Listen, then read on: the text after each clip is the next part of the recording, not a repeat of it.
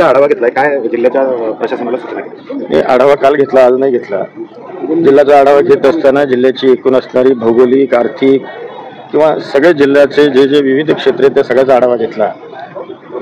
एकूण हा आढावा घेत असताना असं लक्षात झालं की बुलढाणा जिल्हा हा 80% जिल्हा हा ग्रामीण भागामध्ये आणि 20% जिल्हा हा शहरी भागामध्ये राहतो आणि इथलं पोटेन्शियल खूप आहे मुळामध्ये.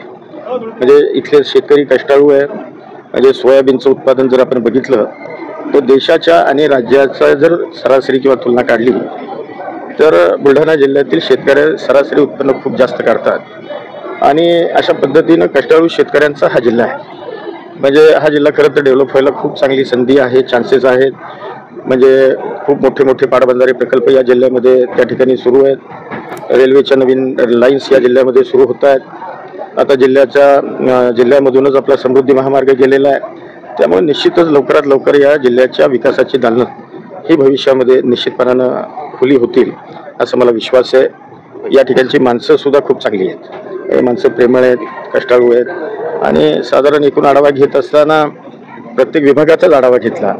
काही जिथं कुठे मला त्रुटी वाटल्या तिथं मी निर्देश देण्याचा प्रयत्न केला.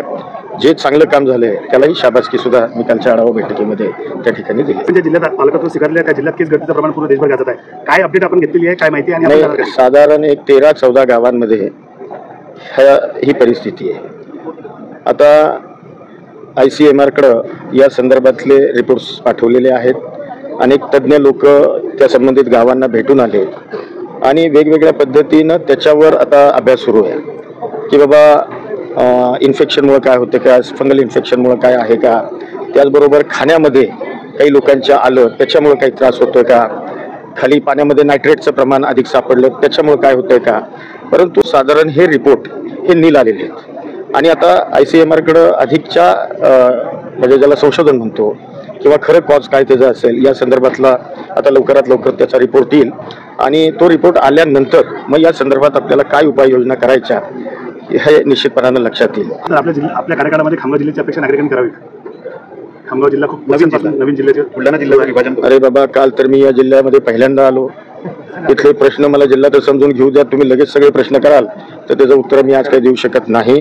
मला पहिलं जिल्ह्याची नीट माहिती करून घेऊ द्या, मग आपल्या सगळ्या प्रश्नांना व्यवस्थित उत्तर देऊ शकतो. सर, आपल्या पक्षाचे आमदार जे की 15 दिवसातच आमदार होऊन त्यांनी मिराकल करून दाखवलं, त्यांना पक्षात आणि सरकारमध्ये काही वाव मिळेल? आता पक्षाचे आमदार म्हणून निवडून आले त्यामुळे त्यांच्या मतदारसंघामध्ये अधिकाधिक कसा विकास होईल, ज्या जनतेने त्यांच्यावर विश्वास टाकलाय त्या विश्वासाला 5 वर्षामध्ये कामाच्या माध्यमातून ते सार्थ कसे ठरवतील या संदर्भातला प्रयत्न आम्ही राज्यकर्ते निश्चितपणानं करू.